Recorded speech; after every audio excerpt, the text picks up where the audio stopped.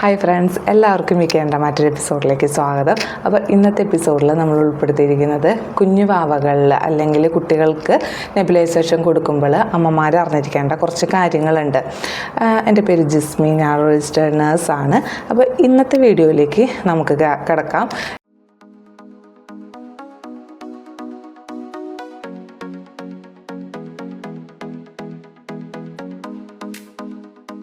ഇന്നത്തെ വീഡിയോയിൽ ഞാൻ കുറച്ച് കാര്യങ്ങളാണ് നിങ്ങളിലേക്ക് എത്തിക്കാനായിട്ട് ആഗ്രഹിക്കുന്നത് കേട്ടോ. അതായത് ഇപ്പോൾ നെബുലൈസേഷൻ കൊടുക്കുന്നത് എന്തിനാണെന്നൊന്ന് മനസ്സിലാക്കി വെക്കുക. അതായത് ഒരു നെബുലൈസർ മെഷീൻ വഴിയിട്ട് ആ മെഷീനിൽ പല പല പാർട്സ് ഉണ്ടായിരിക്കും. അതായത് ഇതാണ് നെബുലൈസറിൻ്റെ പാർട്സിൽ വരുന്നത്. ഇവിടേക്ക് നമ്മൾ എൻ്റെ കയ്യിലിരിക്കുന്നത് ഇതേപോലെയുള്ളൊരു മെഡിസിനാണ്.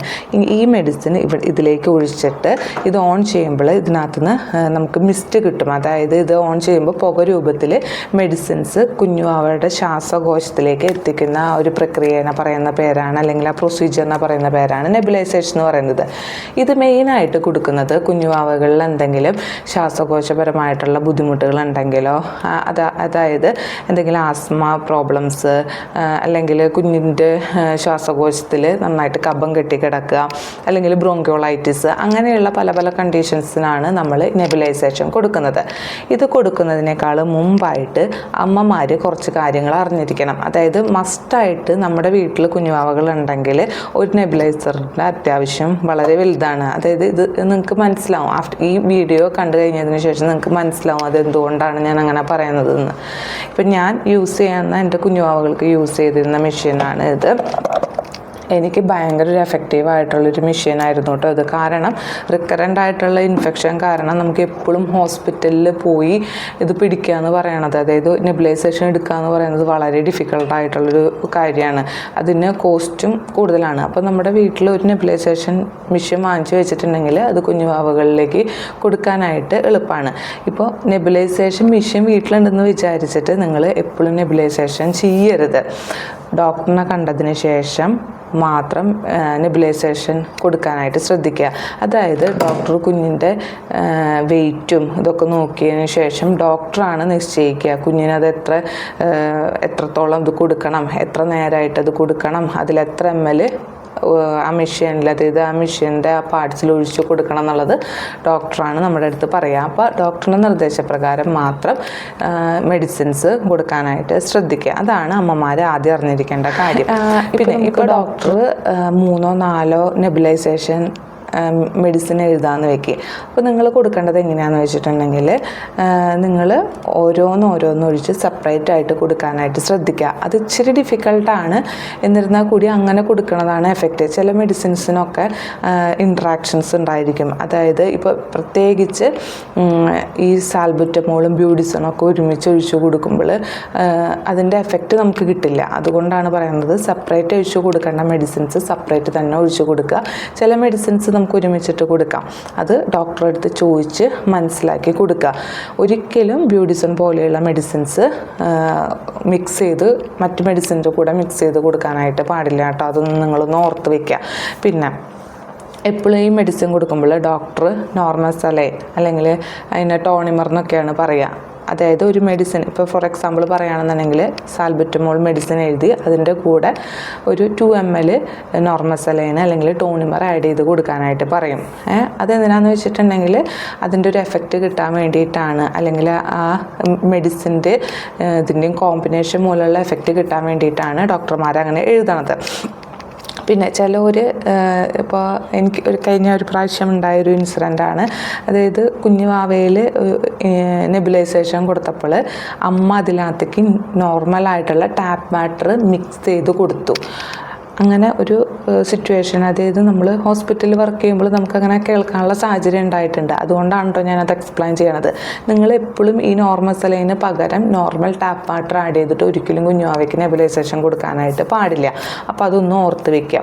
പിന്നെ എപ്പോഴും നിങ്ങൾ ഈ നെബുലൈസേഷൻ കഴിഞ്ഞതിന് ശേഷം ഈ നെബുലൈസറിൻ്റെ പാർട്സ് നന്നായിട്ട് വൃത്തിയായിട്ട് കഴുകുക. അത് ടാപ്പ് വാട്ടർ ഉപയോഗിച്ചിട്ട് കഴുകിയാൽ മതി. അതായത് വെറും വെള്ളത്തിൽ നല്ല വൃത്തിയിൽ കഴുകിയിട്ട് അത് ഉണക്കി എടുത്ത് വെക്കുക. പിന്നെ നെക്സ്റ്റ് യൂസിന് മുമ്പ് നിങ്ങൾ എന്ത് ചെയ്യുക, ഒന്ന് ജസ്റ്റ് ഒന്ന് എടുത്ത് നോക്കുക അത് ക്ലീൻ ആണോ എന്നുള്ളത്.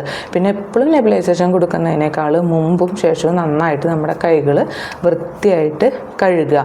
പിന്നെ കുഞ്ഞുവാവയ്ക്ക് ഇത് കൊടുക്കാൻ പോകുന്നതിനേക്കാൾ മുമ്പായിട്ട് കുഞ്ഞുവാവേനെ നമ്മുടെ മടിയിൽ പിടിച്ച് ഇരുത്തി, അതായത് നമ്മുടെ മടിയിൽ ഇരുത്തുക. കുഞ്ഞുവാവയുടെ ഫേസ് നമ്മുടെ ഫേസിന് അഗെയിൻസ്റ്റ് ആയിട്ട് വെച്ചിട്ട് കുഞ്ഞുവാവേനെ ഇരുത്തുക.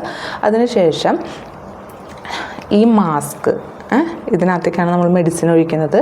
ഈ മാസ്ക് കറക്റ്റായിട്ട് ഫേസിലേക്ക് ഇങ്ങനെ ടൈറ്റ് ചെയ്ത് കൊടുക്കുക. ഒത്തിരി ഇങ്ങനെ ടൈറ്റ് ചെയ്ത് പിടിക്കുക എന്നല്ല, ടൈറ്റാക്കി പിടിച്ച് അതിൻ്റെ ആവി മുഴുവൻ കുഞ്ഞുവാവേനെ കൊള്ളിക്കുക. നോർമലായിട്ട് കുഞ്ഞുവാവ ഇരുന്നാൽ മതി. ഒത്തിരി കുഞ്ഞുവാവയുടെ അടുത്ത് ശ്വാസം ഉള്ളിലേക്ക് എടുക്കാൻ അങ്ങനെയൊന്നും പറയേണ്ട ആവശ്യമില്ല. പിന്നെ ചെറിയ കുട്ടികളിലൊക്കെ ആണെന്നുണ്ടെങ്കിൽ അവർ ഭയങ്കര ഇറിറ്റേറ്റഡ് ആയിരിക്കും.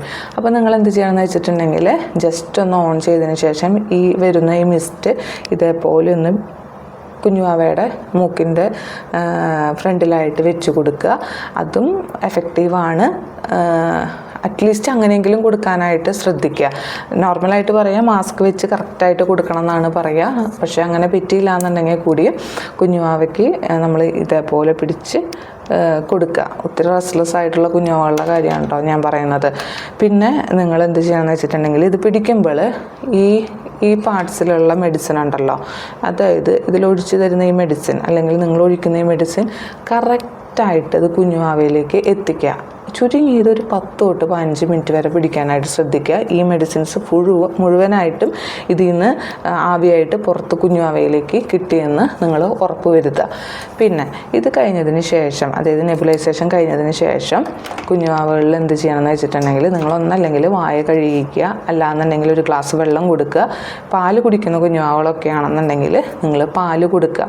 കാരണം ഇത് കഴിഞ്ഞതിന് ശേഷം ഒത്തിരി വായ ഡ്രൈ ആവാനുള്ള സാധ്യതയുണ്ട്. അപ്പോൾ അതുകൊണ്ടാണ് അങ്ങനെ ചെയ്യണം എന്നുള്ളത് പറയണത്.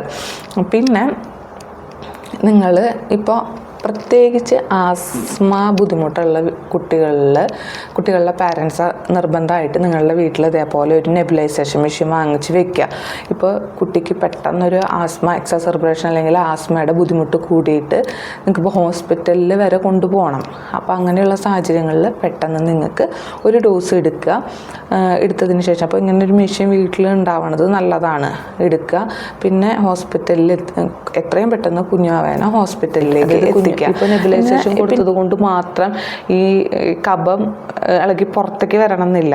അപ്പോൾ എന്ത് ചെയ്യണമെന്ന് വെച്ചിട്ടുണ്ടെങ്കിൽ നെബുലൈസേഷൻ കഴിഞ്ഞതിന് ശേഷം കുഞ്ഞുവാവയുടെ പുറം ഭാഗത്തൊക്കെ ഒന്ന് പതുക്കെ ടാപ്പ് ചെയ്ത് കൊടുക്കുക. അപ്പോൾ സെക്രീഷൻസൊക്കെ ഒന്ന് ഇളകി അത് ഒന്നല്ലെങ്കിൽ അത് കുഞ്ഞുവാവയുടെ സ്റ്റൂളിൻ്റെ കൂടെ പോവും, അല്ലാന്നുണ്ടെങ്കിൽ കഫായിട്ട് അത് മൂക്കിൽ കൂടെ തന്നെ അത് പുറത്തേക്ക് പോരും.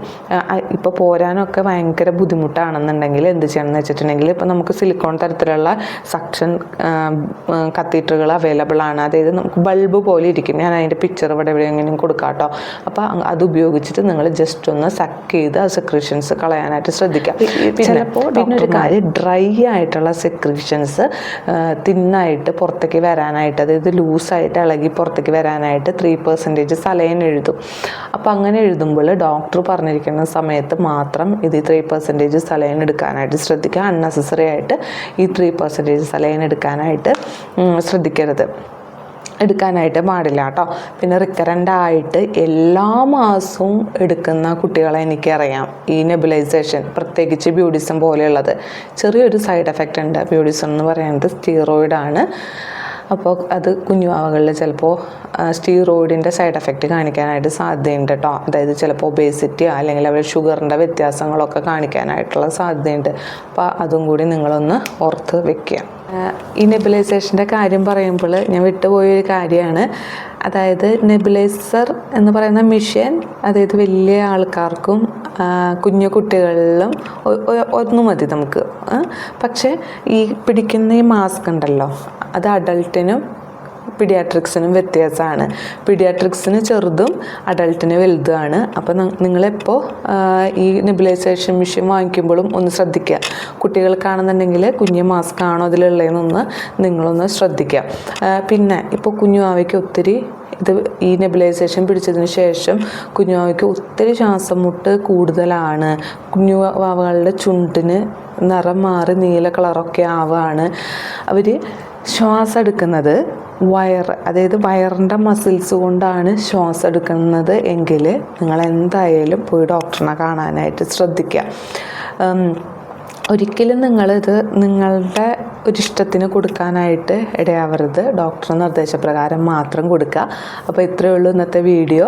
ഈ വീഡിയോ നിങ്ങൾക്ക് ഇഷ്ടമായെന്ന് വിചാരിക്കുന്നു. ഇഷ്ടമായിട്ടുണ്ടെങ്കിൽ നിങ്ങളുടെ ഫ്രണ്ട്സിനും മറ്റുള്ളവർക്കും ഒന്ന് ഷെയർ ചെയ്ത് കൊടുക്കുക. നമ്മുടെ ചാനലിൽ ഒന്ന് സപ്പോർട്ട് ചെയ്യുക. എപ്പിസോഡുമായിട്ട് കാണുന്നത് വരെ എല്ലാവർക്കും ബൈ.